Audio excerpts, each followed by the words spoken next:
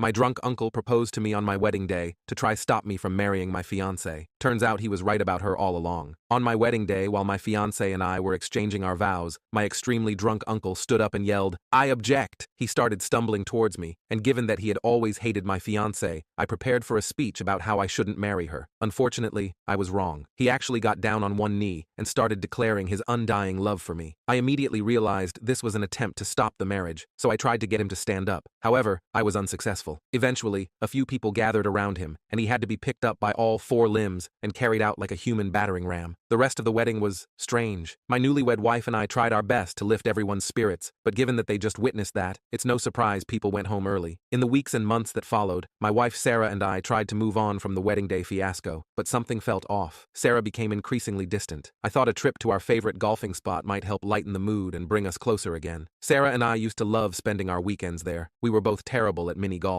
and would often laugh at each other over our terrible swings, but we enjoyed the vibe of the golf spot. I asked her if she wanted to go one Saturday morning while we were having breakfast. She looked up from her phone, looking uninterested, and said that she couldn't go today. When I asked her why not, she said that she had promised one of her girlfriends that she would help her with some errands since she had been so stressed these past couple of weeks. This seemed off because her friend had just come back from vacation, and she seemed pretty relaxed the last time we saw her. She said it was always something on her plate, which was true. Her friend was a busy woman. Every time we saw her, she was on the go. I asked her if the next day would work then, and she bit her lip, and she said she had a lot of work to catch up on. I let it go and told her it was all right and that we'd find another day to go, but I couldn't help but feel like she wasn't telling me everything. As Sarah got up to clear the dishes, I couldn't shake the feeling that something wasn't right. We used to prioritize our time together, especially our weekend outings. Now, it seemed like she always had an excuse to be somewhere else. The excuses were starting to pile up. Was she hiding something from me? At first, I thought it was just stress from adjusting to married life, but more signs started to appear. A few nights later, Sarah and I were sitting in the living room halfway watching a movie together. I was watching the movie while she was scrolling on her phone. Suddenly, she burst out laughing at something on her screen. I asked her what was funny, and she quickly said it was nothing. I looked at her as she kept smiling at her phone. She looked up at me and told me it was just a stupid meme. I asked her to see it, and she said I wouldn't get it. She then said she was getting tired and that she was going to head to bed soon. I told her good night, and she went upstairs. Later that night, after Sarah had fallen asleep, I couldn't get her actions out of my mind. Something felt off. I got up and went to her phone, which she had left charging on the nightstand. I knew it was overstepping a boundary, but I just had to know what was going on. I unlocked her phone and went to her messages. My heart sank when I saw several conversations with unsaved numbers. One, in particular, caught my eye. It was a string of messages from someone whose number I didn't recognize. Their conversations were mainly memes and funny videos they shared with one another, until I scrolled a little bit further up. The guy asked Sarah how her day was. She said it was long and boring and wished she could have spent it with someone fun instead. He then replied, "Maybe the next time I see you we can skip the boring parts and go straight to the fun." There was no outright talk of cheating, but the subtle flirting and how friendly they were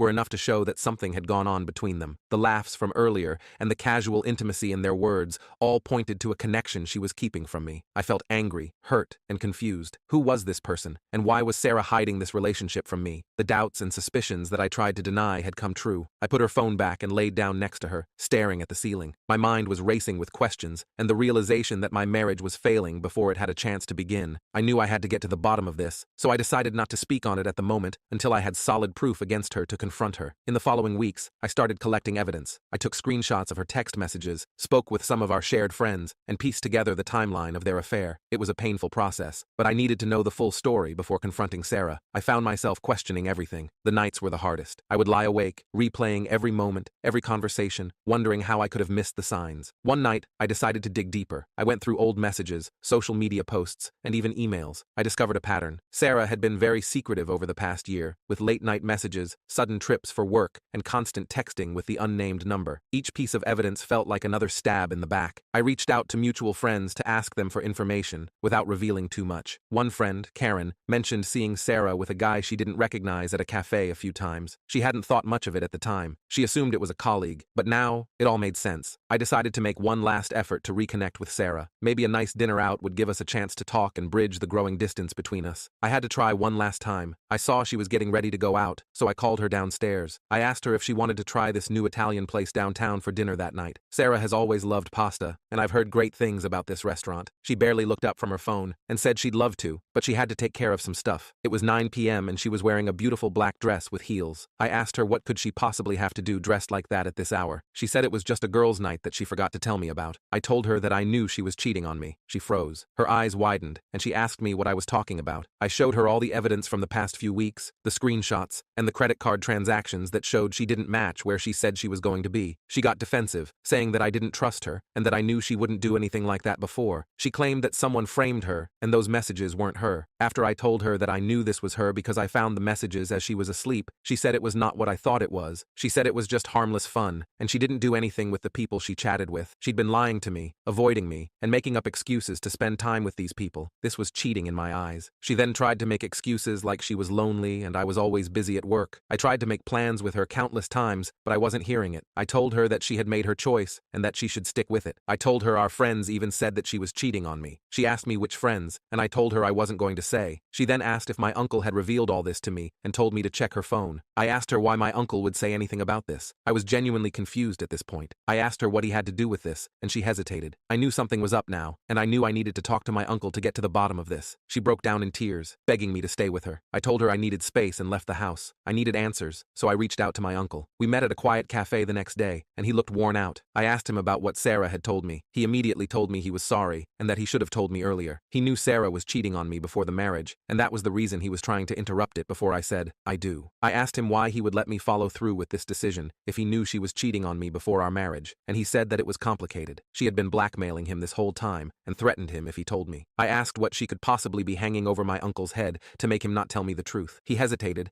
and admitted that his girlfriend, Beth, was transgender. She said she would tell the family that Beth was trans if he exposed her infidelity. I was in shock. Not only had my wife cheated on me, but my own uncle had kept it a secret because he was being blackmailed. I felt a mix of anger, betrayal, and confusion. Our family was quite conservative, and I knew they would basically disown Uncle if they knew the truth about Beth, but I still felt betrayed by both of them. I could see how genuine he was and realized that he had been just as much of a victim of Sarah's manipulation as I was. It didn't erase the pain, but it helped me understand the impossible situation he had been in. In the weeks that followed, I focused on healing. Filing for divorce was a difficult decision, but it was the only way to move forward, and I finally decided it was time to take the next step. I met with a lawyer, prepared the divorce papers, and got myself ready for what was to come. One evening, after Sarah had come home from work, I asked her to sit down. She must have sensed something was wrong because she looked nervous. I told her that I couldn't do this anymore and served her the papers. Her face went pale as she stared at the documents in my hand. She begged me to work through this with her. She promised me she cut off all contact with them. I shook my head